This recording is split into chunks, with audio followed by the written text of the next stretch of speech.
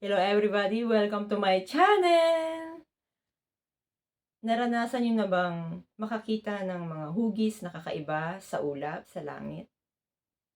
Habang kami papunta sa trabaho at naglalakad sa daan, napansin ko napakaganda ng langit. Ang ulap ay parang mga lumilipad na mga anghel. Ngunit isang napakalaking ulap ang nakita ko, na isang higanting anghel na nakaside siyang paganon. Tapos may pakpak siya. Nakaharap siya sa may parte ng gasa. At meron ako nakita isang pabilog, tapos parang nagliparan. Maaaring yun ay mga anghel or maaaring mga kaluluwa na kinuha na mga namatay sa lugar na yun. Ngunit may isang anghel na nagpo-protection para dun sa magagandang mga espiritu na yun.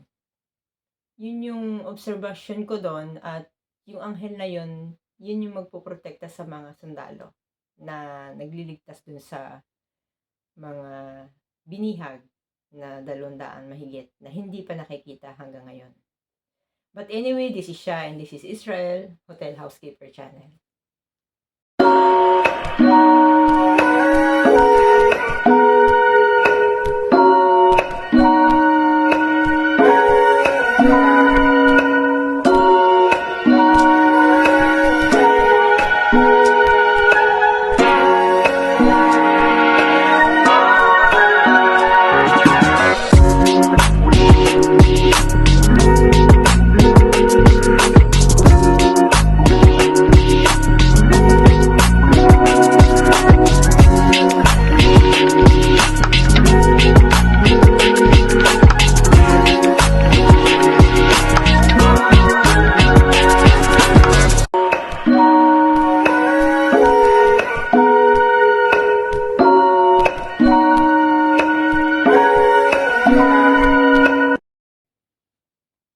Mahilig po kasi akong tumingin sa langit at makakita, mamangha sa mga iba-ibang klaseng hugis nito.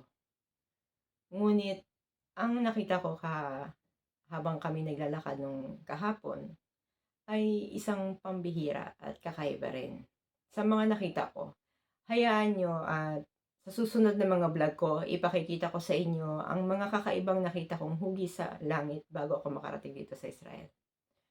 At naniniwala ako na kahit anong paman ang pagkatao natin, pero kung may sinseridad tayo sa pananalangin, ang Diyos ay patuloy na gagabay sa atin.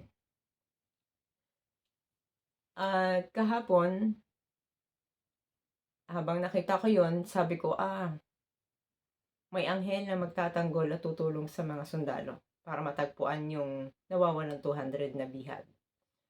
At nabalitaan ko na natagpuan na nila yung pinakamalalim na tunnel na umabot ng 100 kilometer kahaba. At yun ay balak pasabugin nila. Pero hindi yun makukuha ng isang araw. Buwan ang bibilangin bago yun mawasak. At ang pagkakaalam ko, nakita ko rin doon sa isang vlog na yung Iran ay nagsusupply ng bomba papunta sa Gaza. At ang middleman ay ang Egypt. Kung hindi ako nagkakamali. Pero nag-aalala rin ako kasi syempre doon dinala yung mga Palestine na innocent sa Egypt. Di ba naalala nyo kung paano niligtas si Moises sa mga Israeli sa Egyptian, tapos doon lilipat sa Egypt uli ngayon? Isang bagay lamang na pumasok sa isip ko nung Bible study ako ng mga saksi about the Armageddon. Yung Armageddon ayun ay yung pagtitipon na tinitipon yung masasama at yung mabubuti. Kaya yung mga sumunod sa paalaala na lumikas sa puntang Egypt, ayun yung mga taong mabubuti na sumusunod sa kautusan na lumipat kayo kasi gigirahin yung lugar nyo. Yung mga hindi nakinig, sila ay doon pumapanig sa masasama.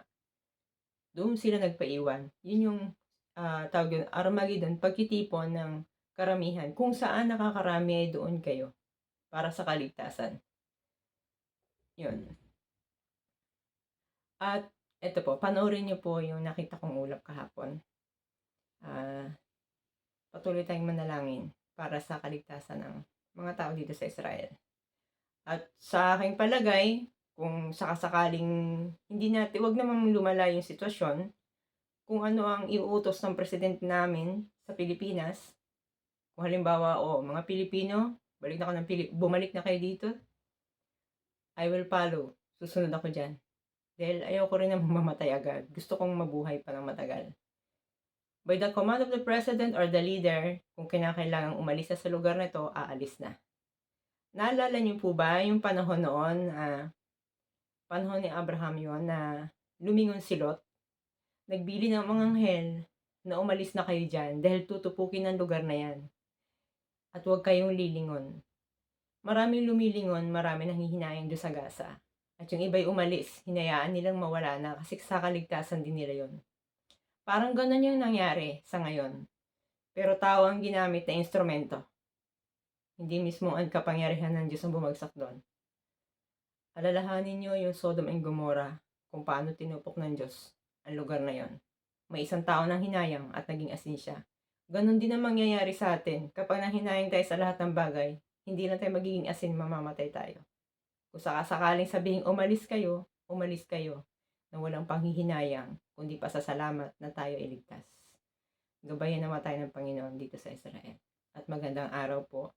Shoutout po kay Justin Tenorio at sa mga family ko dyan sa Bacoor, Quezon, at sa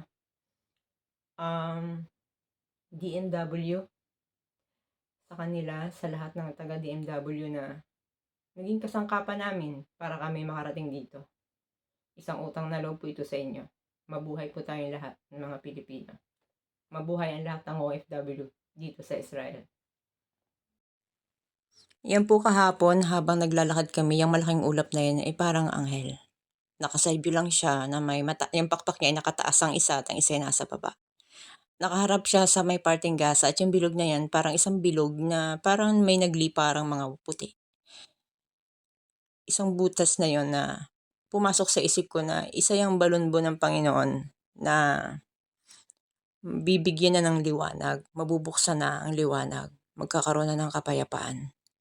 Anghel talaga ang tingin ko dyan sa ulap na yan. Kasi marunong kasi ako mag-create ng mga shapes sa ulap. At hindi ko makakalimutan yung kahapon. Mapayapang maliwalas kahapon. At napaganda na sikat ng araw. Maliwanag, blue and white sky. Mapayapa. At yan parang nakalatag na yan, para siyang daan. Para siyang, alam niyo po ba yung, kumbaga sa kisame, transparent siya. Ayan o. Tapos sinusubukan po namin maging normal yung buhay namin. Yung mga gamit namin nasa hotel, pero umuwi din kami sa bahay. Kasi gusto rin namin makalanghap ng fresh air. Bumabalik din kami. Para kung sakasakaling magkaroon uli, wala na kaming dala-dala. Nasa hotel na nando na, naiwan na. Wala pa po kasing ceasefire.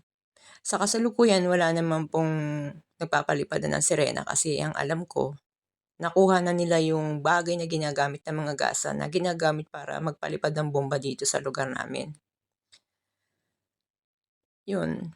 Kakaiba talaga yan, no? Kakaiba talaga siya. Napakaaliwalas. Tapos nakakot na ako kasi malamig na po sa umaga. Yan naman po ay kung maniniwala kayo na may anghel. Pero ako'y naniniwala sa anghel. Naniniwala ako. Yan yung leader. Siguro si San Miguel Archangel yan. The leader of all angels. Babae, think positive lang tayo lahat.